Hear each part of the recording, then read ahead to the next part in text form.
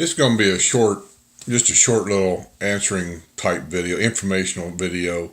I've had a lot of emails wanting to know if this is a good area to be in, or if that's a good area to be in, or what do you think of this area, and so on and so forth.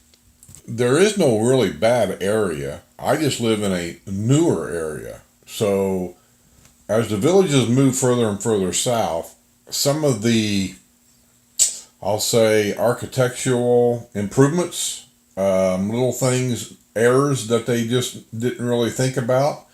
As they go down to a new section, they improve those mistakes and correct them. Example is in the original area up north when they first built that. They made the golf cart trails a little too narrow, and they they had a lot of areas where you had to actually cross the road, to get to another part of the villages. And when they came down to 466 and the Lake Sumter area, Sumter Landings, they corrected that. They made the golf cart trails wider where they could. There were some areas that were restricted, but they made them wider for more comfort. And they started putting tunnels in, so you didn't have to cross the highways anymore. You could go under them and come up on the other side. So it's just little things like that they've improved on. One was, it started out with trailers in the older section. Then they improved it to a newer area, went to prefab type homes.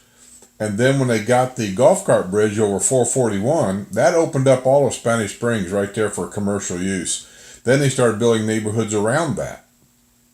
And they mixed traditionally built homes with prefab that are sitting on a concrete slab. And they found that people was really wanting more of the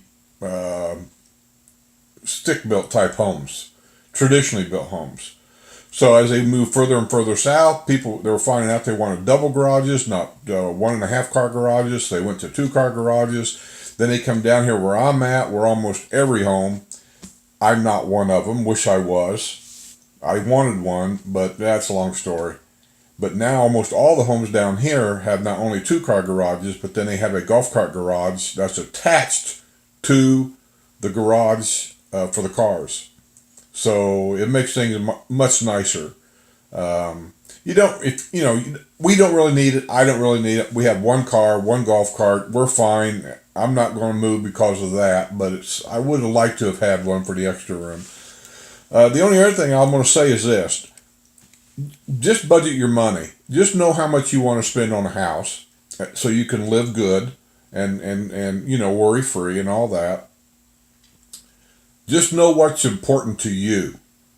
If being close to a square because you want to go dancing every night, or you want to go down to the square every night and listen to the music, then that tells you about the neighborhood you're going to want to buy in.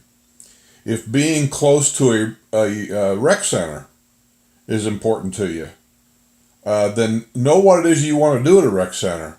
That's going to be important because some rec centers have certain activities there and other rec centers have different activities there.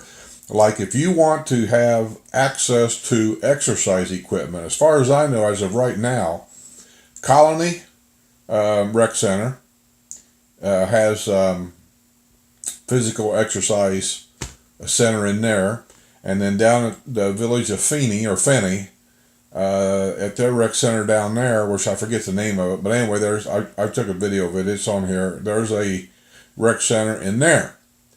That's the only 2 that I know of. That's part of the villages. So if you want to be close to a rec center with that kind of facility, then that tells you where you're going to buy. You're going to want to buy around those 2 rec centers or close to them. Now there's other rec centers, but you got to pay a monthly fee. Downtown Brownwood's got a big one, MVP I think it is, and you got to pay a fee to be there. But it's golf cart accessible, so on and so forth. If being close to the neighborhood rec center, where they have the billiard tables, that's where they have the family pool where you can take the grandkids and all that kind of thing. then that's all you really need to know.